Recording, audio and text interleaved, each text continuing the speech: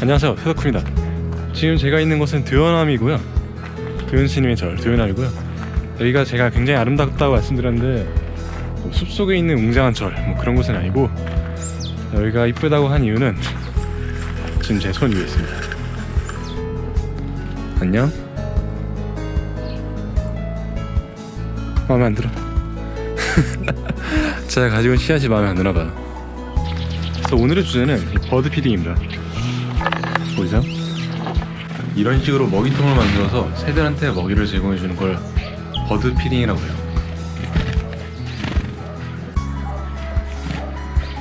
오, 너무 신기해.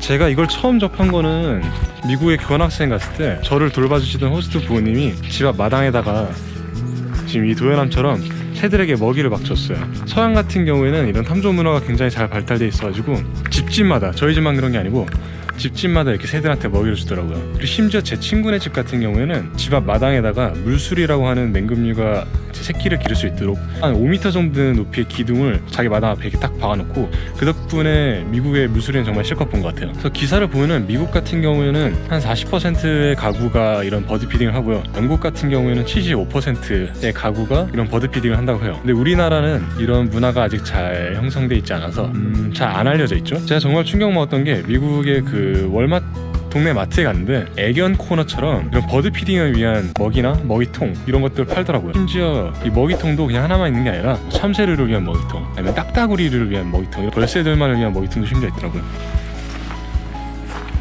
근데 우리나라는 아직 그런 게 없기 때문에 직접 만들어줘야 되는데, 버드 피딩 하는데 필요한 거는 두 가지예요.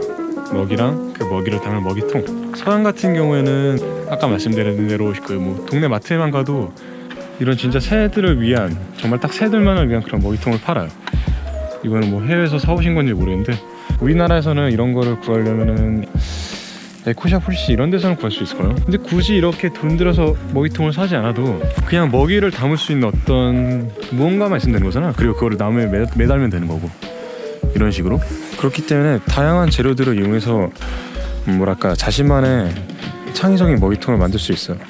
저 같은 경우에는 우드팩을 이용해가지고 거기다 옷걸이를 걸어가지고 만들었고요. 조그만 새들을 위해서는 조그만 먹이통, 좀 큰 새들을 위해서는 좀 큰 먹이통. 먹이로는 보통 씨앗 같은 견과류, 아니면 과일, 또는 기름진 거를 섭취하기 위해서 뭐 쇠기름 같은 것도 준다고 하는데, 저는 그렇게까지 줘본 적은 없어요. 그냥 보통 애견용품 같은 데 가면은 새들 모이 같은 거 팔잖아요. 그런 거랑, 아니면 호두, 잣, 이 정도?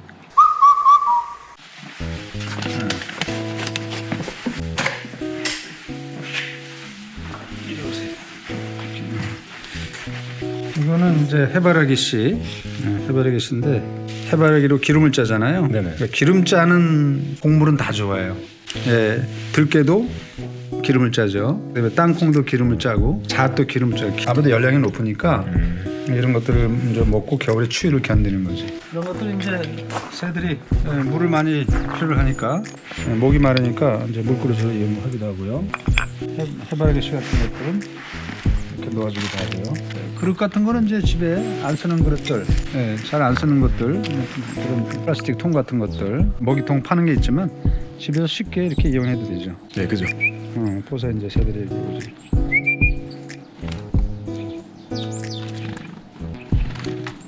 신기하죠? 우와, 가까이 가서 먹기도 하고. 너무 귀엽네요. 정말 사람을 안 무서워하네요. 애들은 자기들에게 조심해 준다는 거 알아요. 막 뛴다든가 위협을 가한다든가 소리 지른다든가 뭘 던진다든가 잡으려고 한다든가 이런 행위를 하지 않으면 애들이 가까이 와요. 신경이 더 날아오고. 먹이 하나 가지고 이제 이렇게 야생하고 소통하는 거죠. 내가 제일 먼저 친했던 애가 곤줄박이에요. 아주 자연을 통해서 작은 20g밖에 안 되는 애들을 통해서 생명의 소중한 것들, 인간은 자연의 주인이 아니라 자연의 일부분이라는 것들, 배려하고 나누며 살아야 되는 것들, 그런 것들을 배우는 거죠. 새가 무슨 새고 이름도 배우고 뭐 뭘 먹고 사는지 뭐가 필요하는 건지도 배우지만 결국은 궁극적으로는 인문학이에요. 사람이 어떻게 세상에서 공유하며 배려하고 살아야 되는가 그런 것들을 배우는 거죠. 그리고 제가 어떤 분들은 새들한테 먹이를 주다가 갑자기 안 주면은 새들이 이 먹이에 익숙해져가지고 자연에서 스스로 살아갈 능력을 잃는 거 아니냐 하고 걱정하시는 분들이 있어요. 하지만 전혀 걱정할 필요 없습니다. 새들은 자신이 건강한 상태를 유지하기 위해서 우리가 주는 씨앗 같은 한 가지 먹이만 먹는 게 아니라 씨앗 같은 견과류에서는 얻을 수 없는 뭐 단백질 같은 영양분을 섭취하기 위해서 벌레 같은 먹이를 알아서 잘 먹습니다.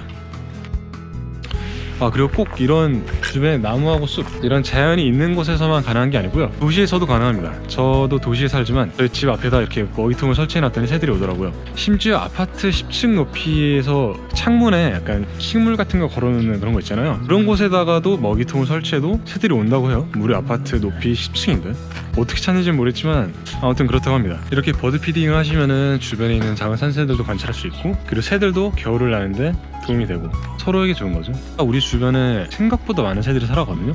박새, 곤줄박이, 집박구리, 쇠딱따구리 등등등등등. 그래서 도시에 사시는 분이더라도 버드 피딩을 한번 해놓으시면은 자기 주변에 얼마나 많은 새들이 살아가고 있는지 아실 수 있어요.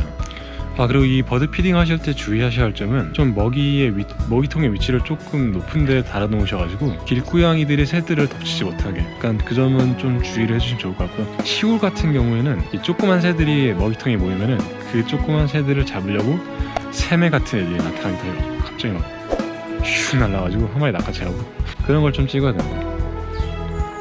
오늘 안 나타나네요. 저 도시에 사시는 분이든 시골에 사시는 분이든 한 번쯤 이런 버드 피딩을 통해서 새들하고 친해져 보는 기회를 가져보는 것도 좋을 것 같습니다.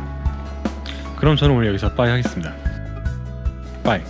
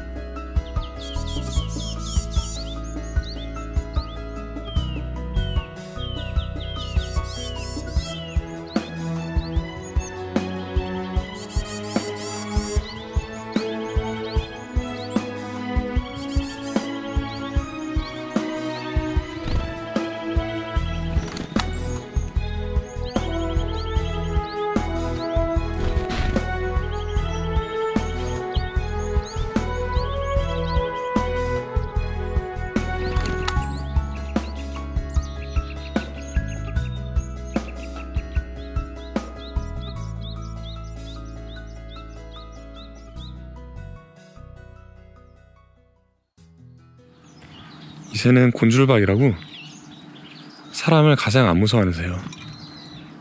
나 무시당했어. 이렇게 새들이랑 친해지려면 시간이 많이 필요합니다.